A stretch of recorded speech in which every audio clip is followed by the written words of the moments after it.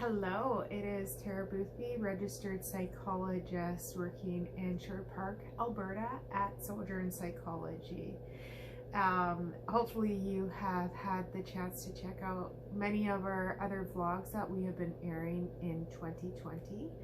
And today I want to go over a really great, very useful, simple strategy for overwhelming thoughts, feelings, or events. So this is something we can use when we have any sort of rumination going on inside of us that is just causing us distress, increasing anxiety, and yeah, again, just that sense of overwhelm. So this strategy is simply called the container.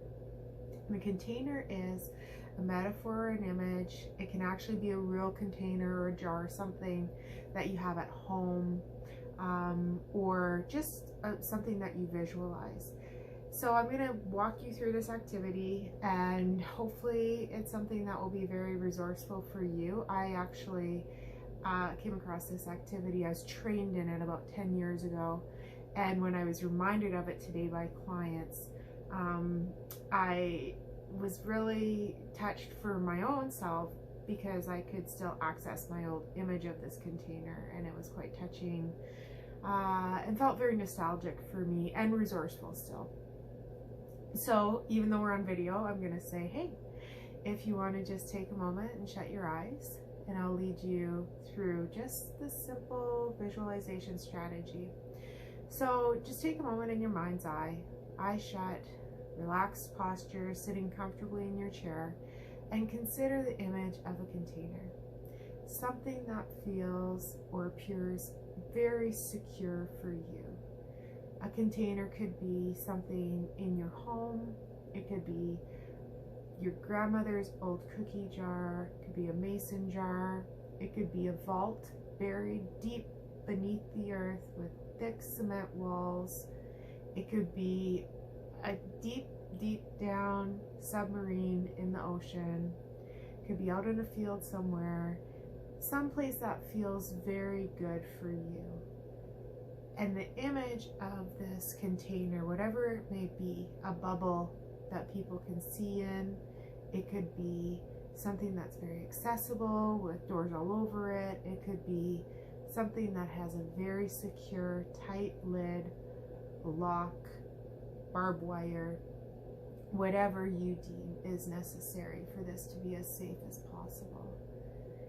And with that image, you can take a moment and just float, toss whatever you need to do to get your uncomfortable thoughts, emotions, and story of uncomfortable events into this contained place. Yeah.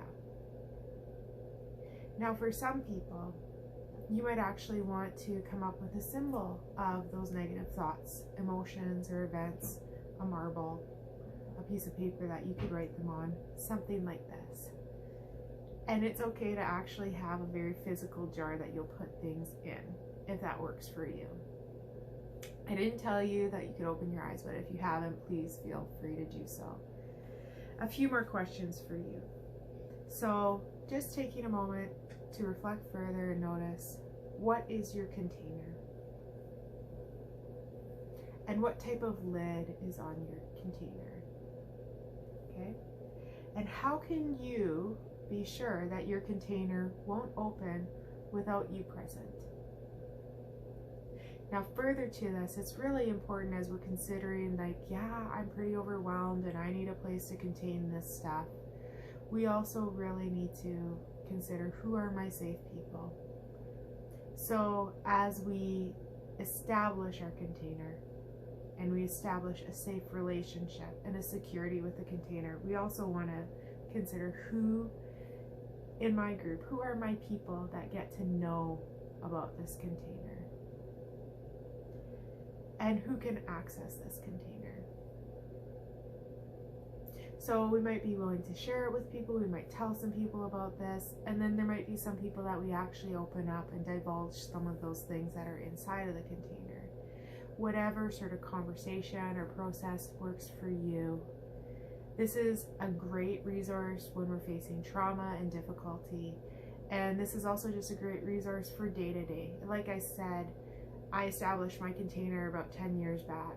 And when I was reminded today and I just accessed it with my mind, it was still there and it still felt really sacred and it still felt really safe for me. Okay, you guys, I really hope you have a blessed day. Go easy on yourselves, right? Keep in pace with your emotion. And if you're not doing well, please do reach out to your mental health provider. Bye, guys. Take care.